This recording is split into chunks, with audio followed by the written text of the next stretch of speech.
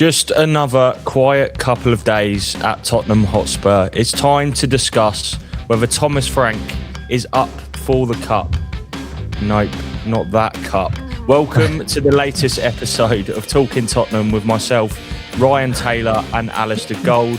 Talking Tottenham is sponsored by NordVPN. NordVPN, cybersecurity built for every day.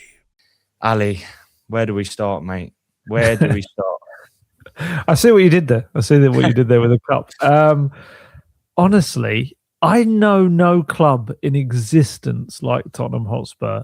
There are so many narratives from that football match, the last game, that I think it's kind of a good decision, I think, to just hold off on this podcast until after the press conference, because we knew there was going to be so much more afterwards to then discuss in the reaction to the things that happened. I mean, I don't even know where to start with narratives. You've got Spurs coming up against Semenyo, who they wanted to sign, in his final game for Bournemouth, knowing full well he's going to score a 94th minute winner or something, going to a team as Dr. Tottenham, a team that hadn't won in 11 matches, knowing that Tottenham were probably going to allow them to cure all their ills and finish that run. Not only that, but then having a manager drinking out of a cup that went viral, players, or certainly one player, getting very agitated with the Tottenham fans, a captain calling out the club. I feel like there's probably other stuff I've forgotten as well. Players that have kind of been bombed out of starting 11, scoring the goals, an incredible overhead kick goal as well. And just so many things happened. It was absolutely ridiculous. But yeah, hey, makes great podcast material. It does. Did you, can I just say, how or where do you think this ranks in terms of the most insane sort of 24, 48 hour periods you've had covering the club? Because I imagine you've seen some, over the past sort of 6, 7, 8 years. Oh my! It's got to be up there, surely, in terms of it's up there. Crazy, yeah, absolutely, 100%, it's up there. I think to have that many things come out of a game, but then we have others where there's been strange things that have happened in matches. Yeah, we've had kind of after effects, but I think this is probably the one that had the most boxes ticked. I mean, there's been some crazy periods of time, like Poch going and Mourinho at 6 a.m. the next morning being installed. We've had all of that. But in terms of something going viral, something going mad, the randomness of it as well, I feel like. It is. I think the social media element plays such a big part nowadays as well, doesn't it? So everything just gets hugely kind of expanded, exaggerated, and demonized in a way as well. Yeah, it was definitely up there. It was just a crazy time because, as well, this new thing that Thomas Frank has of wanting to do his press conference, leaving a day between a press conference and the next match so he can focus the team, focus the preparations, whatever, but actually means that we're having this weird run of match, then a presser the next day. Yeah. So he's not escaping the kind of scrutiny of whatever happened the previous day. It's like... Yeah. It's probably, hopefully for him, working in terms of training ground stuff. Of course, results, 2 wins in 13 don't potentially show that, although I do think they're ever so slightly improving the performances going forward. But still, it means that he's just getting, I want to say battered, but I don't want to use that, especially with some of the chants. There was a new chant that came out. What was it? Something like backwards and sideways everywhere we go. Something like that, yeah. The fans are enjoying themselves in the most perverse ways. They're just kind of making up the entertainment themselves. But yeah, it's just a crazy few days. And I mean, where do we start? What are we diving into first? I was going to say, I think you alluded to it in your talking points, actually, which was a great point. Is that if Van der Ven scores, obviously, literally the majority of this doesn't happen, or it becomes a non-story. So obviously you were at the game, Ali. I was actually at Chelsea, Fulham. So you had a better insight into me. Do you think it was a decent away performance that could have gone sort of either way? Because it always strikes me with Bournemouth that they're involved in these kind of basketball ding-dongs, and more often than not, they can swing either way. That's the perfect way to describe. Perfect way to describe it. Yep, a basketball ding dong. I love that. Yes. It really was. And if I think anyone is looking at that game fairly and removing the anger and emotion of the way it ended for Spurs and what happened afterwards, Spurs probably should have won the game. They had enough chances late on. Richarlison hitting the post just before they equalised with Paulinho. And yes, that big Van de Ven moment, which for me, Jordi Petrovic doesn't save that full-length dive to save Van de Ven's header.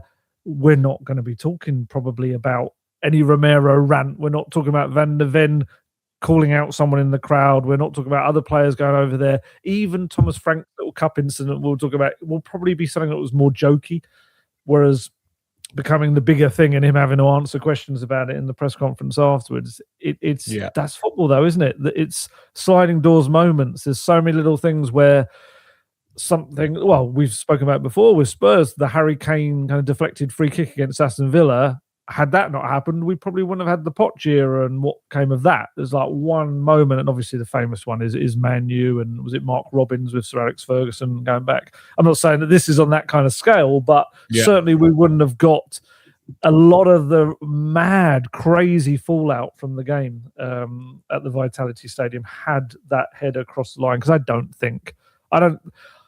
you can never rule it out, but certainly Spurs wouldn't have lost the game anyway. But I don't think Bournemouth probably at that point, it would have knocked their confidence, having not won 11. I don't think they're coming back from that. But it didn't happen that way because it's Tottenham. And yes, to continue the cup analogy, the drama continued to froth, brew and spill over, didn't it? It really did.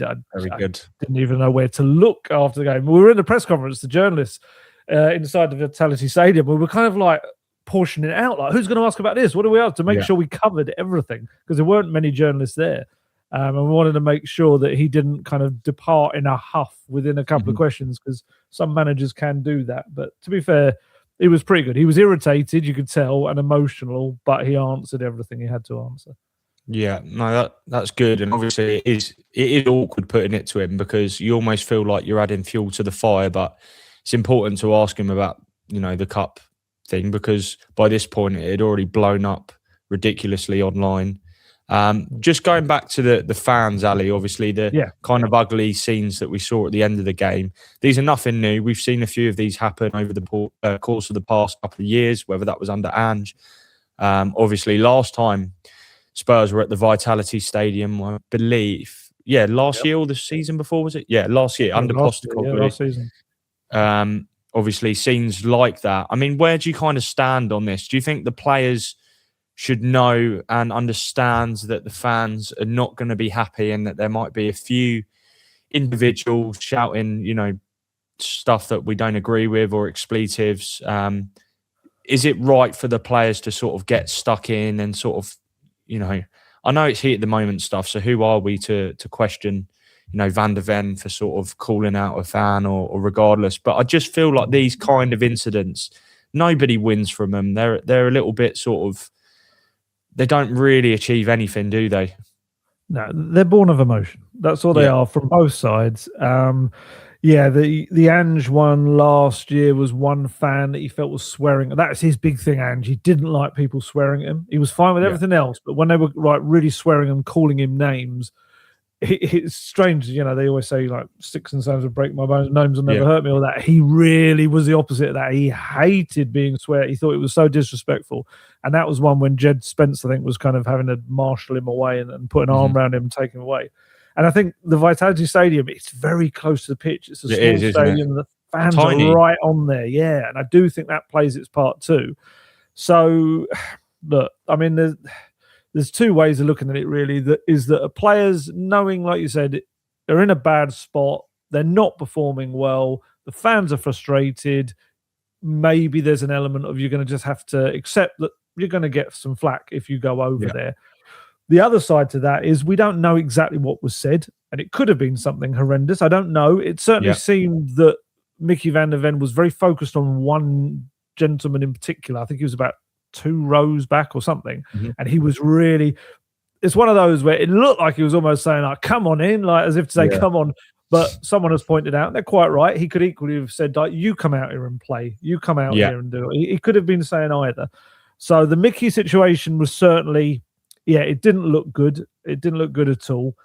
the other ones, I think Pedro Porro's kind of been dragged into it a little bit, as if he was also kind of getting agitated with the fans. I've watched that back really closely on some video footage. And actually what he appears to be doing is he's going to the crowd to talk to them.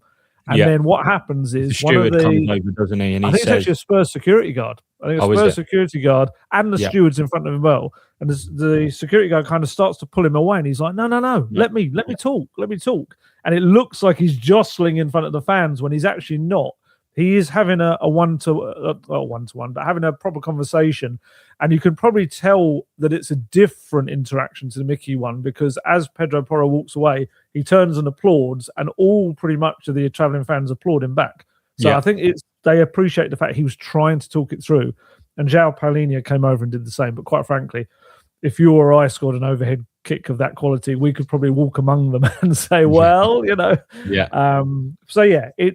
It's a really unfortunate situation, and it is happening too much, and it does give this fragmented sense to the club of, like the players versus the fans, which isn't the case. You know, I thought the fans were brilliant during the game. Every time they sang a song that was slightly taking the mickey out of them, like the Celts and the club kind of thing, like the sideways and backwards one, instantly in the next breath, they would launch into a "Come on, you Spurs" or something like to get the team going. And they were really noisy. They're really good. But at the moment, it's almost like, I don't know if the players feel picked up. We've spoken about it before, that the players feel like they're maybe not getting as much support as they could be getting. It's mainly at home, I think. Yeah. But it's a vicious circle, isn't it? Where the fans feel like, what are they supposed to be kind of enjoying right now? It's a very tough subject. And it's one of those where I don't know if there is an actual definitive answer. The other answer really is win matches and everyone's happy. Yeah. Let's do things in chronological order then, Ali. So after the game, you're in the press conference, and obviously one of you has to awkwardly put it to Thomas Frank about the image that has been shared online. I think personally, from where I stand, is I feel for Thomas Frank in the sense that, there's absolutely, he's oblivious to this, and it's just unfortunate that he's been snapped and that someone's put the image online and then it's snowballed, and also the fact he's on a terribly poor run at the moment doesn't help his cause. But then on the other side of the coin, it is clumsy to me in the sense that just need to be a little bit more self-aware maybe, and maybe that's easy for me to say because I could have probably done the same. It's a completely innocuous incident, but you just know the way things are going at the moment, that for some people, that's the straw that broke the camel's back. I mean, obviously we expect him to carry on as Spurs boss, but you do think that is going to probably, from the outside looking in, have a little bit of an impact behind the scenes maybe, because from a PR perspective, it's disastrous. A storm in a coffee cup. Yeah.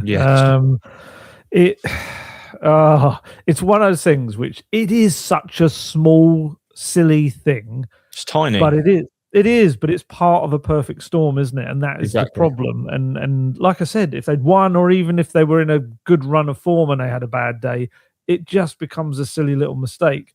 But I saw the reaction on social media. We actually, at first, people at the game thought it was like some AI thing, and it was or a Photoshop kind of job.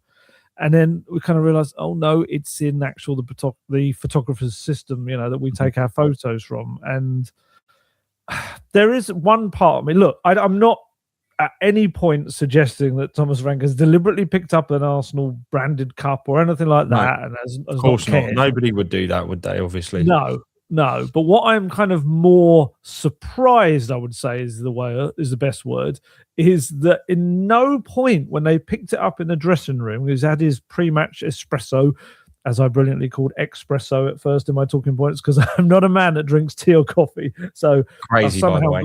I've somehow gone all of these years without knowing it's espresso rather than espresso, even though my wife drinks coffee all the time, and I've probably seen the word everywhere. But yes, I have not grown up. Hot chocolate is my hot drink of choice. But back to the actual cup itself. I'm just very surprised that nobody in the room at any point, as apparently he said all the staff were having these cups of coffee, no one's cup was exposed in any way that they saw it had the Arsenal badge on it.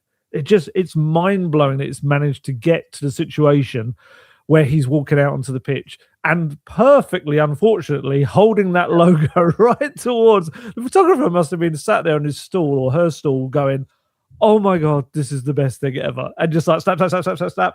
Because it's ridiculous. And I'd probably say, I don't know, 20 years ago, he's not even getting asked about that after a match. No, of course not. But the advent of social media means within minutes, that's across the globe, and everyone's, everyone with any kind of following on it is putting it out there. It's probably been shared on WhatsApp groups everywhere as well, and it does become this talking point. So yeah, he did have to be asked about it afterwards, even though I know some people will be like, that's nothing to do with football, it's not an important thing. But it's just an aesthetic of a club that it is. When it makes mistakes, my goodness, it makes public ones, and people kind of notice. And even we'll talk about it with a certain injury coming up. Even when they make a sale and it's like, oh, they finally got some money for a player. It's the third highest sale in recent history. It's actually proving to look like a really daftly timed sale right now. And it's the same with this cup thing. It's just something that shouldn't be anything that becomes something because there's always drama around Tottenham Hotspur. There is. I think that was perfectly summarised there, really, Ali. And then we have to move on to what happens after. I mean, you can talk me through when you saw this post from Kuti on social media, because that was another turn of an unexpected event that sort of materialised. I mean, it's not completely unexpected because we know Romero has history, obviously, following the sacking of Ange, I believe it was. But I'll quickly read out his statement, or his edited statement, so to speak, and then the line that was just amended. So Kuti posted on Instagram after the game, apologies to all fans of you who follow us everywhere, who are always there and will continue to be. We are responsible. There's no doubt about that. I'm the first, but we will keep facing up to it and trying to turn the situation around for ourselves and for the club.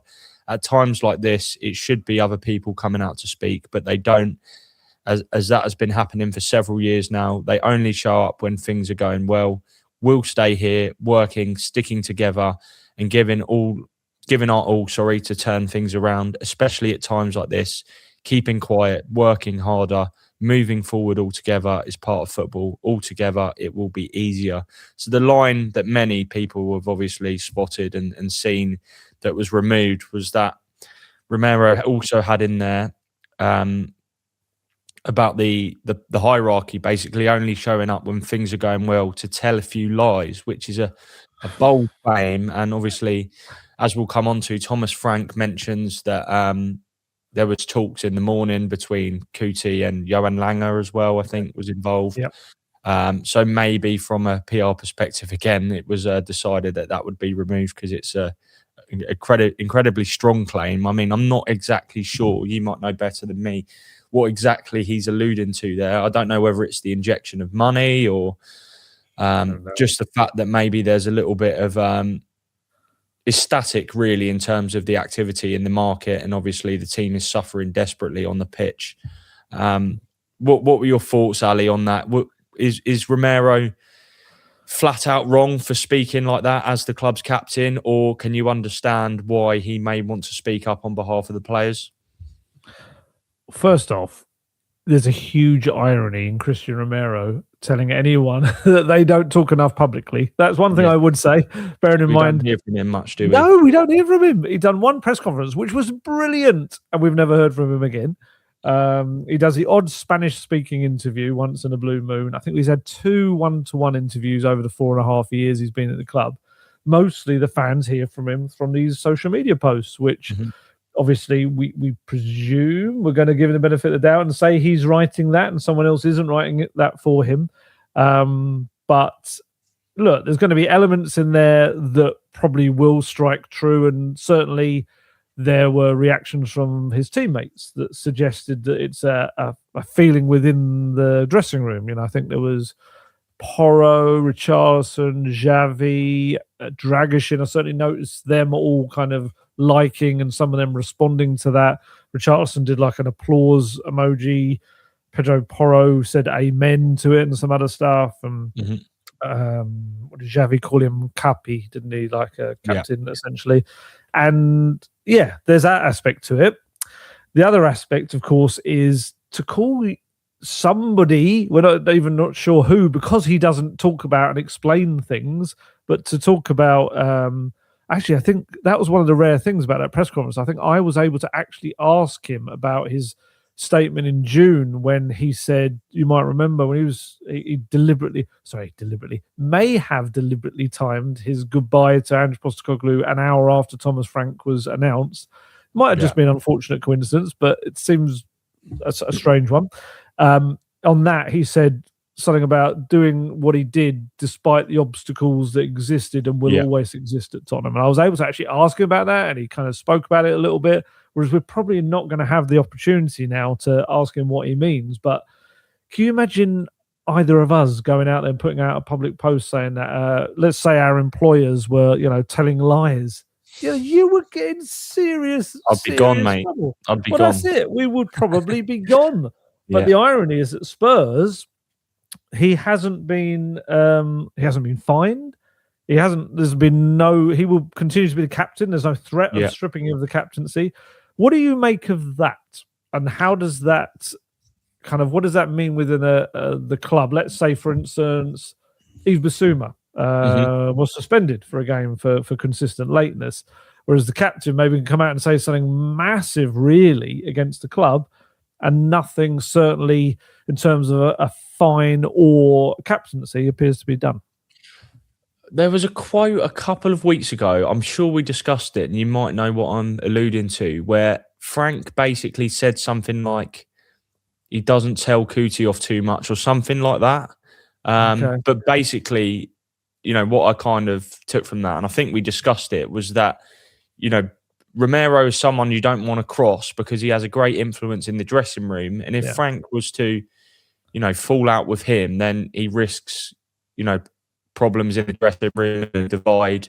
So I think, obviously, he does have to tread carefully. I mean, that's part of the issue. For me, any manager should have huge authority. And obviously, Ange, I really saw that with, regardless of results, and you can say what you like about the football, but you didn't cross Ange. He was the boss, and he sort of had that aura, whereas Frank, I mean this in the most respectful way, but he just doesn't strike me as that sort of scary character. I think if you stepped out of line, I wouldn't be sort of petrified of what he was, going to do when I arrived at the training ground. He's quite fierce, to be honest. He can be. From what I've heard, I think he can be behind the scenes. But I really liked how, and I saw a different side to him when he dropped Bissouma before the Super Cup for persistent lateness or whatever it was.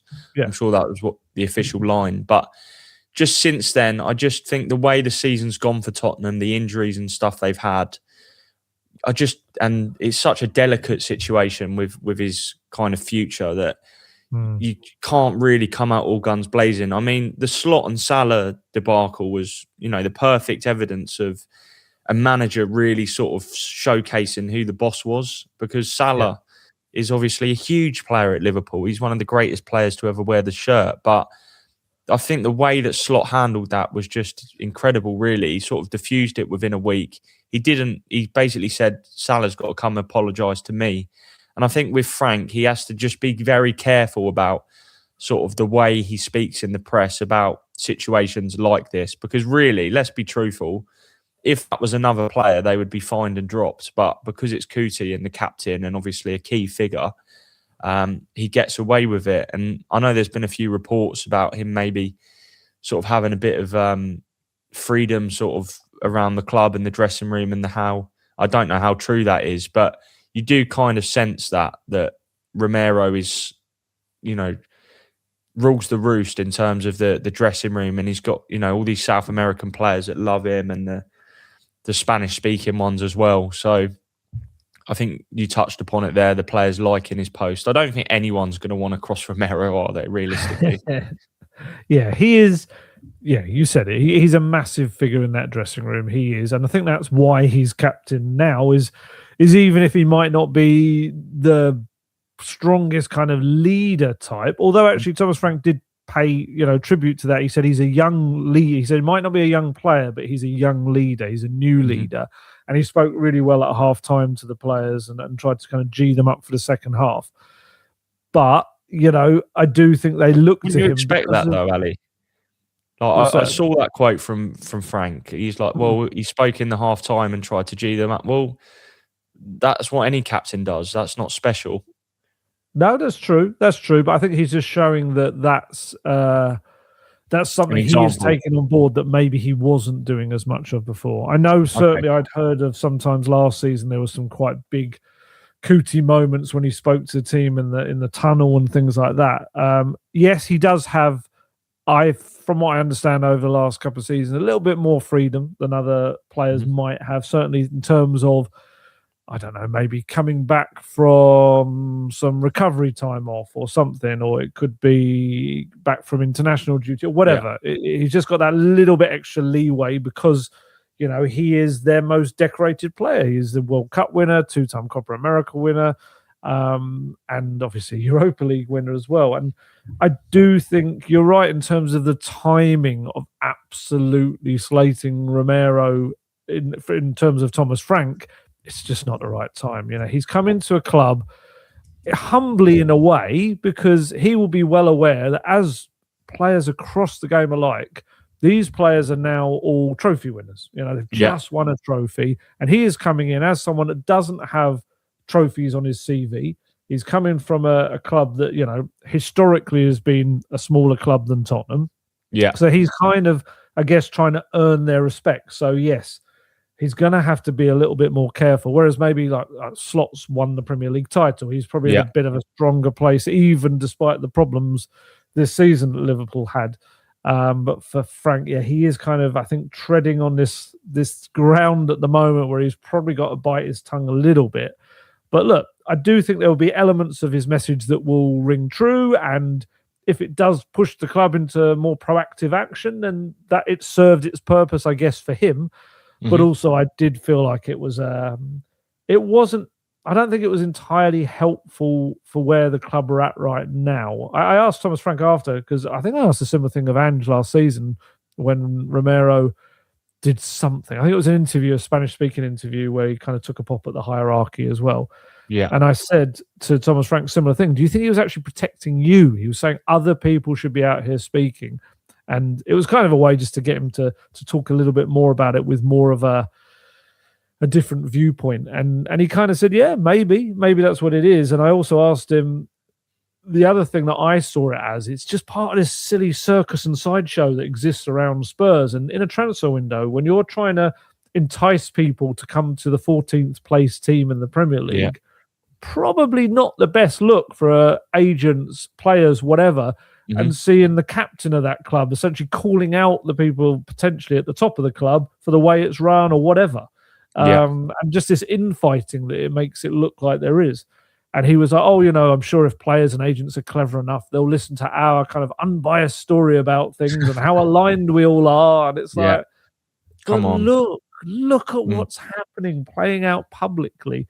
So I don't think it was helpful in that respect as a captain when he's probably, if we're going to wildly speculate, perhaps he's suggesting that when he signed his big bumper new deal, maybe there were more promises made about the ambition, who they'd sign and stuff like that. And all they've gone into this next window really and done is they've sold their top scorer last season and done nothing in terms of incoming. That hopefully is going to change. And we obviously think there's going to be a left back on the way pretty soon, but they need far more than just a 19-year-old left back. But we'll see what comes of it and whether it actually they were going to kick into action anyway, or whether Romero can say, I pushed them into some kind of proactive stuff. We'll see. I think that would, I think that's perfectly summarised again there, Ali, and it'll be interesting to see what happens. And like you say, whatever happens now, it looks like Cootie sort of has that upper hand, really, that he's sort of almost, potentially forced them into signings. And effectively, that could be real good news for the squad and a massive boost ahead of Villa. Before we touch upon Villa and a few other talking points from the Bournemouth game, we're about the halfway mark now, Ali. So do you want to do the honours with the benefits NordVPN? Absolutely. You know, while we're on the subject of cups, just for the price of a cup of coffee per month, you could get NordVPN, and it's prime Smooth. cybersecurity that you get with that. And NordVPN, if you haven't heard me speak about it before, I'm sure you have if you're a regular listener to the podcast, but it is something I've used for both business and the holidays when I'm abroad. It's a great way of being able to make your device think it's back home if you want to watch anything that you want to watch back home on your normal streaming services, or just access things sometimes from abroad you can't access. Or the flip side, if you want to be at home and you want to access things in another country, it might be streaming services, it might be booking a hotel, concert flights, whatever you might want to use it for. Sometimes it's better to do that from the destination country, and you can switch your phone to thinking it's doing that. And also you can use one NordVPN account on up to 10 different devices. It's got threat protection, which protects you from viruses, malicious malware, and phishing sites as well. Just gives you privacy online. And yeah, there's absolutely tons of things to it. It's such a brilliant service, and it does so many different things that you'll find incredibly useful, whether you are away on your travels or whether you're at home. And it is, as I always say, NordVPN, the fastest VPN in the world. And that means no buffering, no lagging, and you can stream your favorite shows from anywhere in the world without your bandwidth throttling. And on top of all of that, if you're listening to this podcast, you're going to get yourself a great discount, because if you go to nordvpn.com/talking Tottenham, our link gives you 4 extra months on the 2-year plan, and there's no risk with Nord's 30-day money-back guarantee. And in case you missed it there, the link is in the podcast episode description box. Brilliant. Thank you, Ali. Let's go back to the Bournemouth game very quickly. We haven't really talked about the game, have we? That shows what a kind of circus it is around it. We've just touched on the actual match itself. One thing I was so pleased to see, and you know, as the listeners know, I'm not a Tottenham fan, but the goal for Matthias Tell, obviously he's had a real rough ride since he joined the club, really. It's nearly a year now since he joined, and this time last year, obviously, he became such a big story. Where was he going to go? Man United, Arsenal, Tottenham, and Spurs. It's felt like such a massive coup. Exciting signing when they got that deal done, following some initial difficulties. But he hasn't really taken off. But a really lovely goal. And actually, we'll touch upon the Brennan stuff and the Kudus injury. But Tell is someone that I really want to see play a key role in the coming weeks. Same with Wilson Odebear, actually. He started on the bench at Bournemouth. But they are 2 prospects that I still very much believe in. And I'm not saying that they're going to be absolute superstars, but for me, there is clear talent there. And every time I see them, I see snippets of real positive stuff. So, great that Tell got that goal. Obviously, looked a bit strange how it went in, but it was a lovely finish.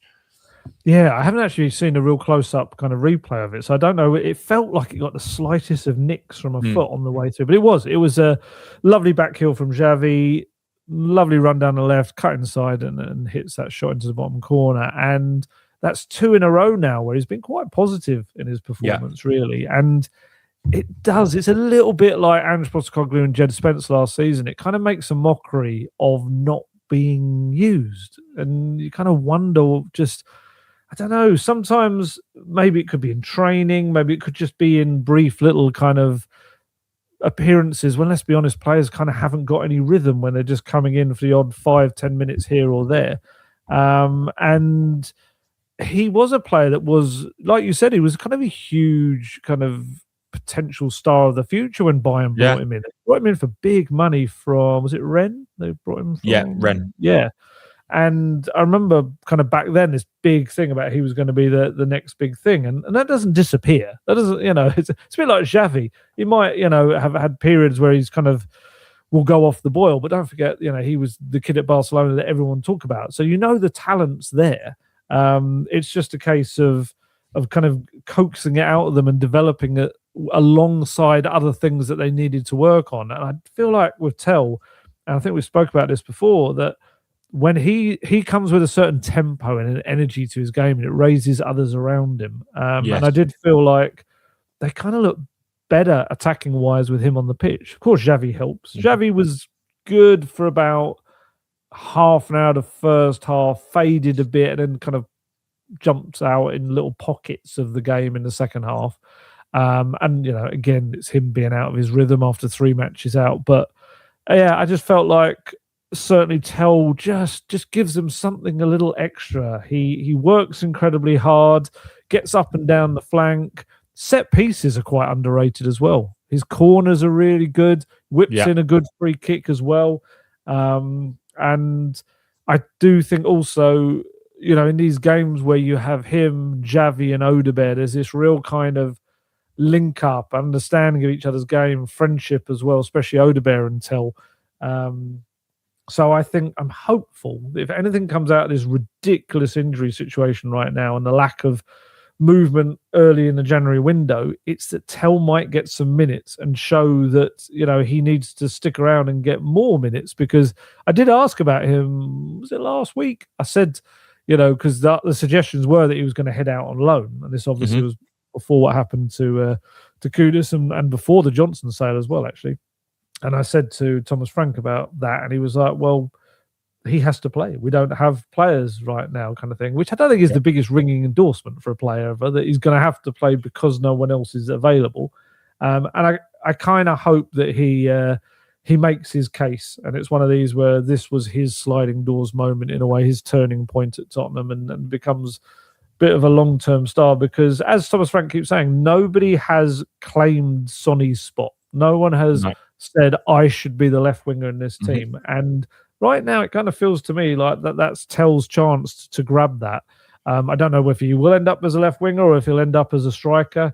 That's probably down to him and whatever coaches and managers he works with going forward. But yeah, I really like Matisse Tell, and it was a beautiful kind of goal to get himself back into kind of just the headlines again, because although he was never going to get in the headlines after this game, but any other game he might have done. And just the key for him is to keep playing. We've seen him do well in other games, and we don't see him again for like 5 or 6 matches. So, yeah, it has to be the start of something for him. Definitely. And you're right. I think that the way things have worked out at this moment in time is he's actually become really important because of the lack of numbers. Did you want to touch a little bit on, Ali? You were at the presser yesterday about the kind of, I mean, I've found whenever I've sat in press conferences, pre-match ones with Thomas Frank, he's been very sort of cryptic on injuries, whereas yesterday I wasn't there, but I sort of read the quotes and it was all of a sudden the floodgates were open. I think maybe there's a chance that the club felt, or Thomas Frank felt, like they would benefit from being a bit more transparent because of the way things have gone over the past couple of weeks, because fans are losing patience with the timelines on some of these players.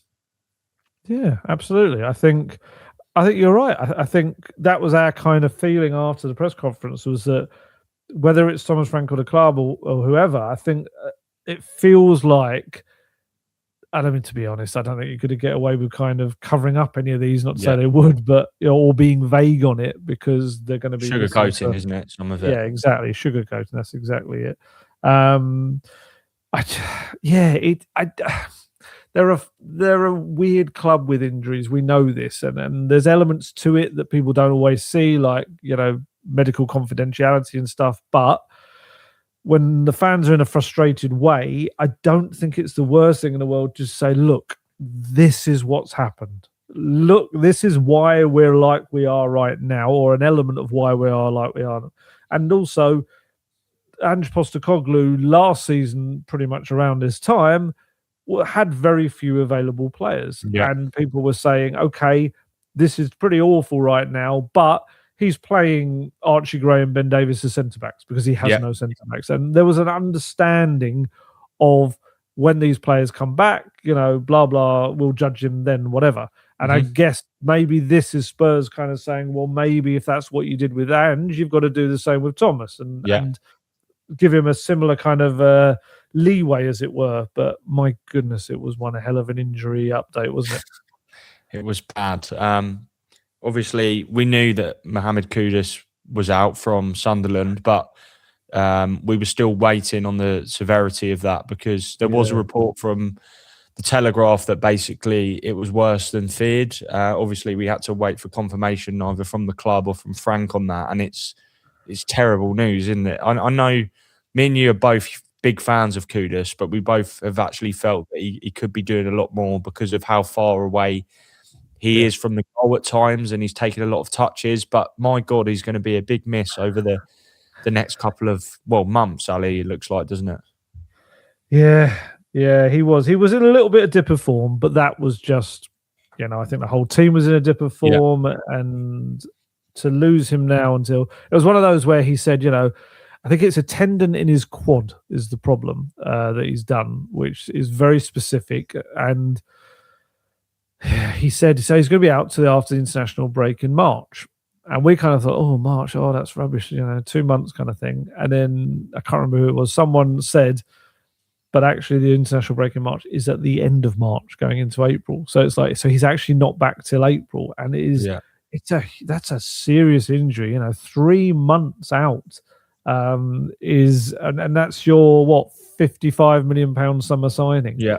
Again, only Spurs could do two things: could sign someone for big or biggish money in the summer and lose them 4 or 5 months into the season to a serious injury, and only Spurs could sell the only other main right winger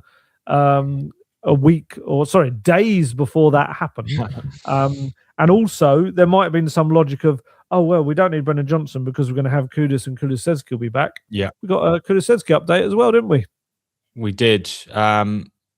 I mean, we've had a few of these over the past couple of months. What I'd actually like to say is, I saw the other day something that was doing the rounds was a bit of information that I'd put in an article at the start of the season. I was actually told, obviously Spurs don't really speak too much on injuries, as you touched on, but basically that Kulusevski was expected to at least miss at least the first month of the season. But obviously we're now in January and he still hasn't bloody kicked a ball, so it's made me look incredibly daft.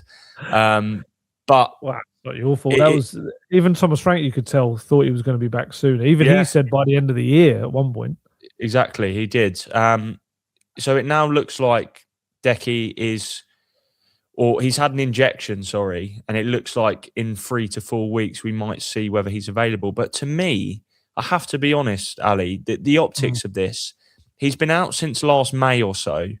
And if he's now having an injection to see if he can play this far into his recovery, I mean, I'm no medical expert and I don't claim to be, but that just sounds concerning to me. I mean, I'm not sure if it's part of the rehabilitation process, but the fact that they're still not kind of confident that he's going to be back on this set date. I know they want to get it right. And, he's been such a big miss, Kulusevski, because I think he's such a talented and brilliant player and a big character as well, actually. He speaks so well to the media and he fronts up. But that to me is alarm bells again.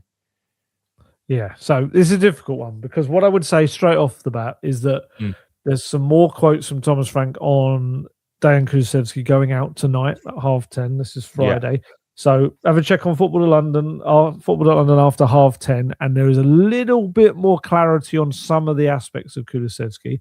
But what I can read out is obviously what he said at the press conference yesterday, which is it's a complicated injury. If there's one person that can accelerate that, it's Dejan. He's a top pro and got a top mentality. The most important thing is to remove the pain in the knee.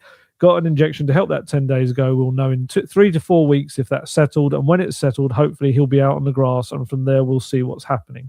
So anyone that saw the image of the inside of Decky Kulusevski's knee will know how much was done on that knee. Very complicated kind of procedure and recovery to it.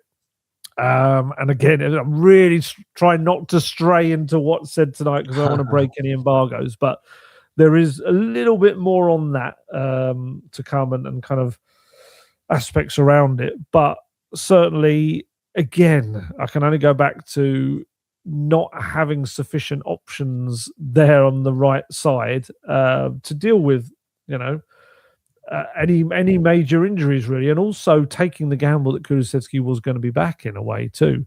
So yeah, a huge miss.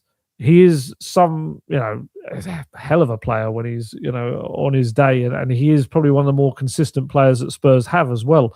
And like you say, a bit of a mentality monster in the way he approaches things. And he'll come back. He's one of these kind of guys that when he does come back, he'll come back stronger kind of as well, mentally and a lot of the physical element. He'll be working on the rest of him around his knee too. So, yeah, a huge loss, but at least we kind of have an idea now of a potential time frame. Of course, he needs to come back and not feel any pain in that knee or the patella area that he had the operation on. But that wasn't the end of it, was it? There was more injury news.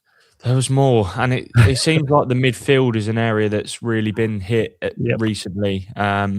Rodrigo Bentancur, suspected hamstring injury, I believe, and also Lucas Bergvall looks like another muscular problem. Do you want to give us the latest or your understanding of those two, Ali? Yeah, well, looking at Lucas as he did it, it was just like an awkward turn, and he went down. And the moment he went down, he kind of was clutching the same area that I think it was Palace that he went down holding, which I'm trying to remember which leg it might be, in the left, like right at the top kind of groin area. And he was devastated. He was slamming his hand into the ground, punching repeatedly, and he looked a bit emotional as well because I think he just knew. And to be honest, we all kind of forgot to ask this question, really, because it is something that we would have asked Ange Postecoglou last season. Was Lucas brought back sooner than he should have been? You know, if you're going to, any time there's a re-injury, that has to really be an immediate question. But there was so much other stuff to ask questions about yesterday. We kind of, it slipped out of our brains. Yeah. So Lucas will find out more. They're kind of doing more scans and assessment on that. Bentancur, yes, hamstring, which Thomas Frank said looks like a bigger one, were his words. And they don't know the time frame of that yet either. But, you know, hamstring, it could be minimum a month, couldn't it? Or it could, if it's a serious one, could be a lot longer, which leaves them really only with Paulinho and Archie Gray as your only kind of two natural central midfielders until one of the two chaps at the AFCON come back, either Pat Matasar or Yves Bissouma. Which leads itself into a whole other conversation as well. Yes, it does. Obviously, them two going up against each other in the AFCON as well. Just on transfers, Ali, where are we at? I mean, some fans are saying it's great that we're maybe bringing in a left back, but actually there's far more pressing issues at the moment, given that we've just sold Brennan. And also the midfield, as you touched upon, looks like an area that Spurs could really do with some numbers right now. So is there anything that's moving or in the works, or any names that fans should keep an eye on, or are we should me and you just be the sporting directors? Well, they look like they need joint sporting directors, don't they? Right. Well, let's start with the obvious one. It's Souza. From everything I hear, that looks like it's being pushed hopefully towards its conclusion. The Spurs are pushing hard to try and get that done. We can't guarantee it will 100% get done because, especially we saw in the summer, that's not always the case with deals that look like they're heading somewhere. But it seems like the player wants to come to Tottenham, and that deal is being kind of thrashed out, I think, as we speak, and hopefully they'll get a conclusion on that.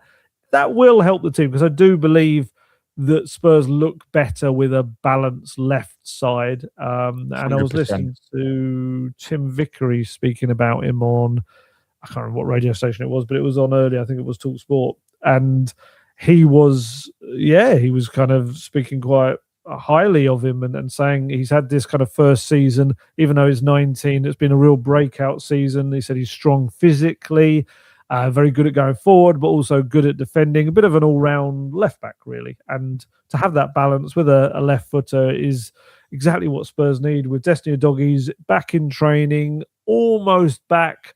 I asked about him and Solanke, and Thomas Frank said that Destiny will be the first back, should be soonish, and Solanke will be just behind because obviously he's been out for 6 months rather than 6 weeks or so. But yes, I think to have Udogi, and you've also got Spence obviously as cover there, and you've got Ben Davis as well as experienced cover probably till the summer, when you'd imagine he'll probably go at the end of his contract. To have Souza come in as a young player learning his way, and he'll have Richarlison, won't he, as a kind of someone to look after him, a fellow Brazilian too. And also Porro will be a Portuguese speaker as well, I'd imagine, from his time with Sporting. So yeah, it'll. I think he'll be a good That's good news, at least. Yeah, that's some good news. But exactly like you say, a left back, a left back probably isn't the answer to all of Spurs' problems right now. We know they're going for a left wing. We said this weeks back that they were going to concentrate on that left-hand side. Also said that they wanted a central midfielder. That was before the recent issues. I think that's only really accelerated that need. And potentially a centre-back if one does go. So yeah, I think you'd be a bit mad to lose a centre-back right now, because technically one of the other ways to deal with only having 2 fit natural centre midfielders is to play a back 3, isn't it? And then you can kind of only have to use one of them, really, if you need to. I'm surprised we haven't seen that yet, actually. Yeah. What could happen in the next couple of games? Yeah, it could do. You're right. And I think that's always a change that, to me, I always look at some of the managers that sort of were on the brink, sort of at big jobs. I always remember Frank Lampard at Chelsea, and I always felt like the 3 at the back is a good change when you're kind of under the cosh and things aren't going your way. I mean, Spurs have experience playing with it in the Super Cup against PSG, and I really felt like that was going to be a blueprint, actually, that we saw more often than not at various stages of the season, because obviously Frank did utilise it well at Brentford. Obviously, a different kind of project, and at Spurs he's expected to have more of the ball. But I think that would be a smart change, particularly to sort of accommodate to those various injury problems that Spurs are sort of battling with at the moment. Just a few little bits on outgoings, if reports are to be believed. It looks like Roma are strongly interested in Radi Dragusin. Obviously, we touched upon in the last episode that we don't know whether Spurs will allow him to go yet. There's some suggestions in Italy that they will, if it's a permanent deal, which we don't know at the moment if that's going to be the case. Antonin Kinski, I think I touched upon the fact that Besiktas, you have to excuse my cat meowing in the background. Well, he's obviously a big Kinski fan. Yeah. Big Kinski fan. Yeah. West Ham supposedly interested in signing him. And also there was another one that I was trying to think of, which has escaped me now. There could be a few loan outgoings potentially. Loans, that was it. Callum Olosesi, obviously. I'm not sure how true it is, but there were some very cool rumours linking him with a potential loan to Torino in Serie A, which I think, if he's not going to get the game time at Tottenham, I think that would be absolutely fantastic experience for him to go out there and follow in the footsteps of Joe Hart. Yeah, well, I think Jed proved that how good actually there's quite a few. You could think of Jed Spence, Troy Parrott. I remember Marcus Edwards back in the day. That kind of going abroad, it just educates you so quickly because you're away from your natural environment, your friends, everything like that. You've got to Alfie Devine as well. Alfie Devine, went to Belgium with Vuskovic. Definitely. And I mean, Jed went to both Rennes and Genoa as well, didn't he? So if the opportunity does go anywhere with that, absolutely should take it. He's a really good young midfielder, and it'll be kind of really helpful for him. But actually, while I was waiting, and it was before the press conference, where we were sat, we could see some of the players that have been recalled from loans that will be heading out, just working on the some of the artificial turf out there because the conditions were very grotty. So Alfie Dorrington was out there. He's come back from Aberdeen. He'll be heading off somewhere. I think there's a few championship clubs interested in him. Damola Ajayi's back. He'll be heading off. He was at Doncaster. George Abbott's come back. I think they're just checking on his fitness because obviously he had quite a serious injury. George Abbott's someone that excites me a great deal. I know he had a bad injury, but some of the play that I saw from him, was it at Notts County or Wickham? I can't remember which one, but he looks a massive County this season. Yes. Sorry, no, Wickham. It is Notts County's Tyrese Hall, who actually he was on the tip of my tongue as well. Who might potentially be? There's some championship clubs have really taken notice of him as well.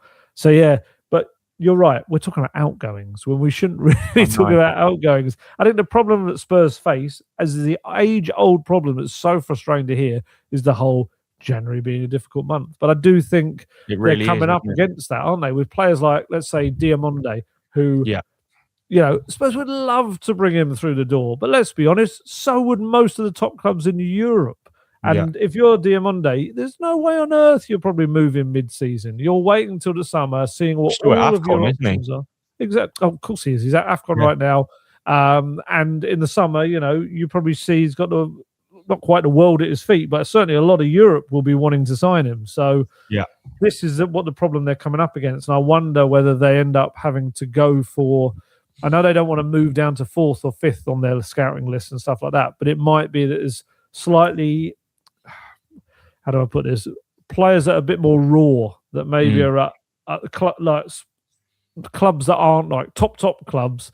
I sound like Thomas Frank now. Top clubs, and they're ones that they can believe that can become stars, like a Souza kind of signing. I mean, Souza has been a little bit like Pat Matasar was shaped at Metz in a relegation difficult season. Santos have had a nightmare of a season battling relegation. Crazy, isn't it?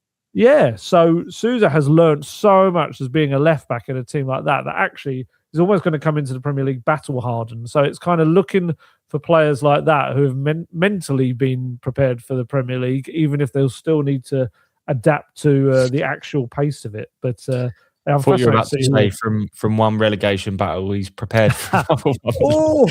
Oh, he went in for the kill. No, I thought that's what that's the direction of travel it was going at one point from you.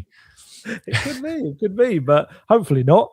No, definitely not. A key thing of making sure they do not veer any closer to bad areas of the Premier League is to get players through the door. And I know Thomas Frank has been very much about every player we sign has to be for the long term that can play in the short term. But I do wonder, and I know it doesn't have to be a Timo Werner kind of deal or anything, but, they went for Kolo Muani. He was a loan deal that's potentially a short-term deal. I wonder if by the end of the window, they do get forced out of, I guess, desperation into having to do some kind of short-term deal just purely because of the numbers. Yeah. No, I think but some would say, this answer to you, why not use academy players? Why not give... I know he's only 17, but why not give young Luca a chance? 100%. And how many times have we seen over the years, particularly at Spurs, once they're sort of given a chance and integrated, actually, say someone scores a goal or plays a great game, it's just a snowball effect. I honestly think this is not just a Tottenham problem, but widespread across the Premier League. All of the players that are still on the books at these Premier League clubs at the age of sort of 17, 18, I believe they're all good enough for the Premier League. It's just that the penny doesn't drop. They don't get the opportunity. So, I mean, Spurs have got one of the best academies in England. So I think that would be my first choice solution.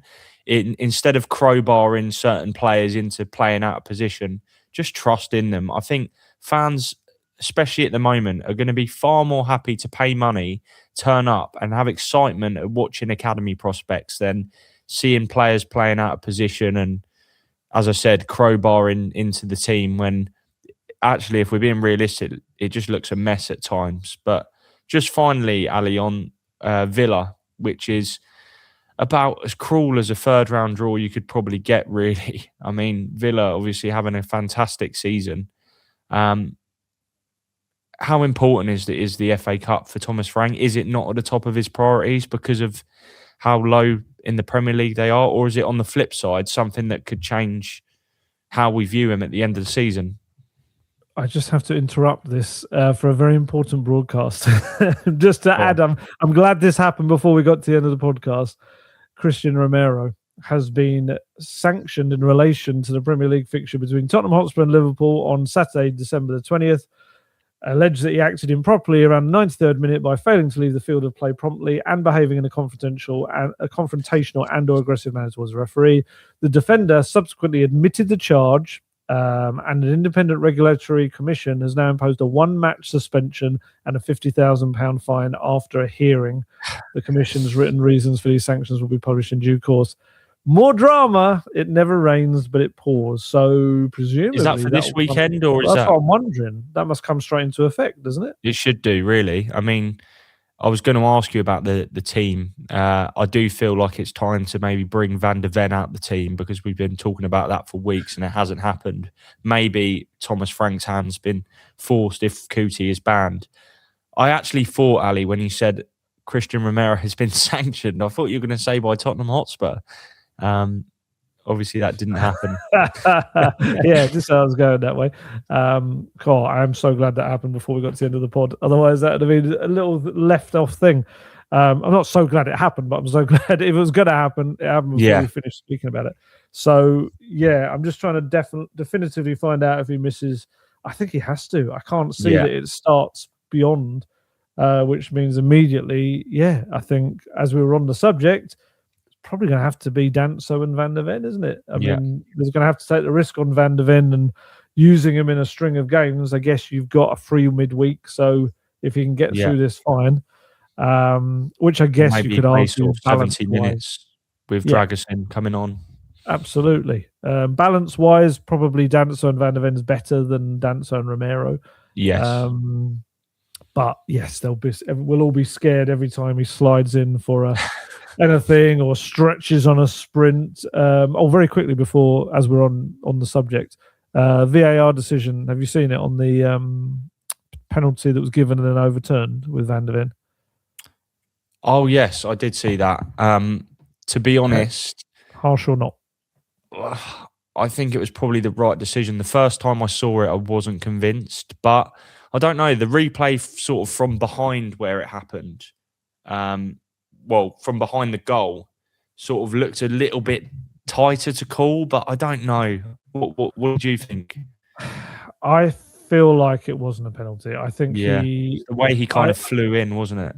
There's an argument certainly that he was tripped initially, which then sent him into the other person, but definitely in terms of the actual contact that was being decided upon, I felt his leg hooked the player rather than the player kind of got him. So, I asked Thomas Frank afterwards, and he said, it's a 50-50 one. So I don't think there was any real... I know Mickey Van der Ven was absolutely incensed and got himself a yellow card for it. Just on Romero, quickly thinking about it. So he's got this ban. That's his second ban of the season, isn't it? Is it second? Yeah, it is second. No. Is it third? Because he had 5 yellow cards, didn't he? Third. So that's his third ban of the season, but he's also on 7 yellow cards, which does carry over. I don't think if you're past that mark, you could get that taken away. So technically he's got the 10, entire rest of the season, isn't it, to go without getting 3, and then he'll get a 2-match ban. So he could end up having a season where he gets a 5-match ban, 4 separate suspensions, and that's, saying that he'll get no more red cards over the rest of the season. It's not been a great season as captain, has it? No, it really hasn't. And he's had a turn off as well. We didn't mention it, but I think for Romero to put out the statement, and actually, if we're being brutally honest, the Semenyo goal, Romero has to close that for me. He really does. I think. And Evan Nilsson for the first goal, he's nowhere near him. Yeah, it's one of them things that actually we talked about it after the Sunderland game. I think Coutie's performances recently have been quite sloppy. Obviously, the Newcastle game where he got a brace, it's just strange how he's kind of sort of so Jekyll and Hyde. And I know it's such a big talking point. He was brilliant in some points against Bournemouth, but he was also poor in some points. It's strange, isn't it? You need that consistency, and sort of Mickey is always kind of that. He's got that charge in him up the pitch, but I feel like he's always kind of fairly consistent. He's a 7 or 8 out of 10 most weeks. I mean, I can't recall many games, if any, where Mickey has been poor that I've seen at Spurs. So the odd one, but mostly, and mostly that's probably because of his age. He's not like a defender in his prime yet. He's going to make some decision-making errors. Yeah, it's going to be interesting on Sunday. Obviously, Villa, I don't know how high up the priorities the FA Cup will be for them, but they also have injury problems. So to me, I don't see this as a foregone conclusion that Villa are definitely winning because they won in the Premier League at Spurs. I think because of the rotation both teams will probably implement, I think it could be a bit of a ding-dong basketball match like we said. How big is the game for Thomas Frank? It's huge, I think, because, Spurs have a rich history with the FA Cup, certainly a little bit more before I was alive. But, even under Poch, when they lost... All right. Stop trying to make out how young you are compared to me. I know some people might be thinking, what do you know? Do you know what I mean? But it's always been a competition where they've sort of threatened in it, certainly in times, but they've also had some sort of poor early exits. So I think it's an escape from the Premier League. Obviously, once the Champions League comes back into play, that will take precedence over the FA Cup. But I think they just need to try and win on Saturday, get through this, and hopefully, if they do, they would get maybe an easier draw at home. I mean, obviously, I'm a Liverpool fan. We got Barnsley, and I think you do think like Spurs could have really done with a draw like that. I know they've had a few in the Carabao. They had Doncaster, but it is such a tough draw. And I always think, how can there be so many teams, the whole of the Premier League, the whole of the Championship, coming in the third round, and you draw Villa? I know. 2 more questions for you very quickly. Yes. First one, season over if they lose. And second one has gone completely out of my head. I was going to ask you. I'm so excited. I'll tell you what, answer that first question. I'll think about the second one again. No, season's not over. I mean, we've seen how tight it is. Even now, I look at the Premier League table, and Spurs are just a couple of wins in a row from shooting right up there. I mean, Newcastle, the other day, me and you were talking before the Sunderland game. You had the league table on your laptop, and they were 14th, I think, or 13th, Newcastle. Not 14th. I think they're 13th, and now they're 6th. 14th, yeah. They've won 2 in a row, and they've shot right up there, and it's tight.